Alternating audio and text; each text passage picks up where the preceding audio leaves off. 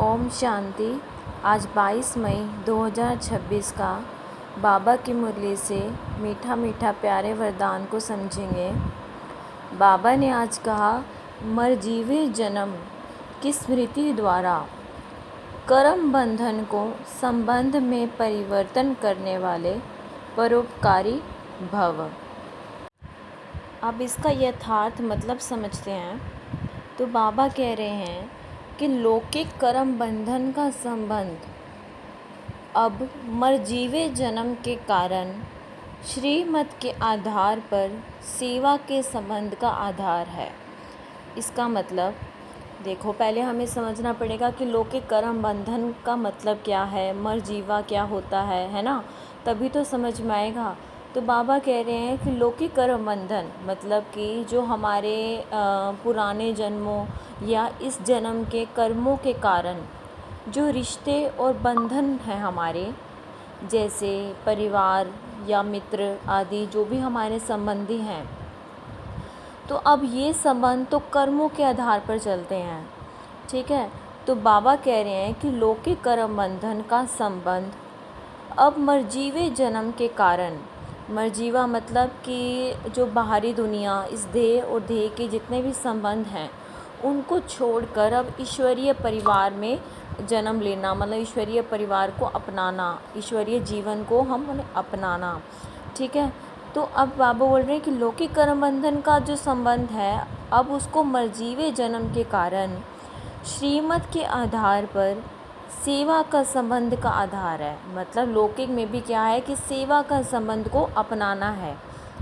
जब बाबा की श्रीमत पर हम चलते हैं तब उसके रिश्तों का आधार बदल जाता है ना।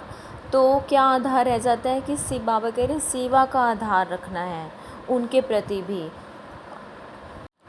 अब यह नहीं सोचते कि यह मेरा अपना है या इसने मुझे दुख दिया एक्सेट्रा, जो भी चीज़ है, बल्कि अब हर आत्मा को सेवा की दृष्टि से देखना है। ठीक है। आगे इसको पूरा समझेंगे। बाबा ने कहा फिर कि कर्म बंधन नहीं, सेवा का संबंध है। मतलब कि जो भी रिश्ते हैं, चाहे वो मोह का हो या दुख सुख का या कोई भी हमारा हिसाब किताब, ठीक है, कोई भी हमारा हिसाब किताब नहीं बल्कि आत्मिक सेवा पर आधारित हो। माना हम ये ना सोचें कि मेरा इस आत्मा के प्रति कोई हिसाब है या कुछ भी कर्म बंधन है, बल्कि हमें सेवा के लिए उसको समझना है उस आत्मा के प्रति। मतलब कि लौकिक में भी सेवा का संबंध को अपनाना है। ठीक है। फिर बाबा कह रहे हैं कि सेवा के संबंध में वैरायटी प्रकार के आत्माओं का ज्ञान धारण कर चलेंगे तो बंधन में तंग नहीं होंगे, है ना। कि परिवार में या वैसे भी देखो तो हर प्रकार की आत्माएं होती हैं। ठीक है।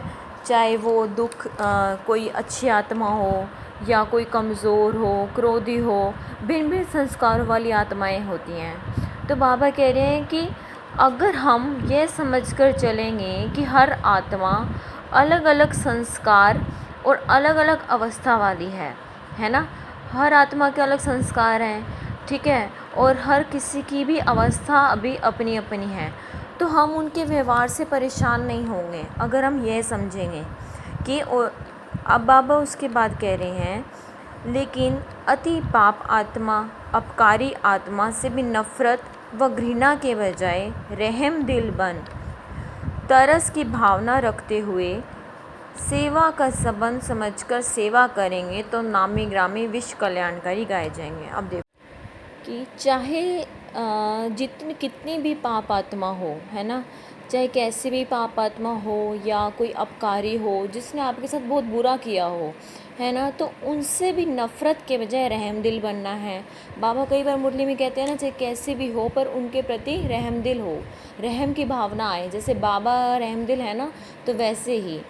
अब क्यों ऐसा, क्योंकि वह आत्मा अज्ञान, दुख या कमज़ोर संस्कारों के कारण ऐसा कर रही है। ठीक है। अभी हमारे जो हैं 63 जन्मों से काफ़ी डीप संस्कार हैं। तो बाबा कह रहे हैं अगर हमें ये देखेंगे कि वो आत्मा जो है अभी अज्ञानी है, कमज़ोर है, या उसके अभी भिन्न संस्कार हैं, हमसे अलग अलग संस्कार हो सकते हैं और उसके कारण वो कुछ ऐसा काम कर रही है, तो इसलिए उसके प्रति भी हमारी क्या हो, दया की भावना हो, रहम हो, कि उस आत्मा का भी कल्याण हो, है ना, ऐसी दृष्टि रखनी है।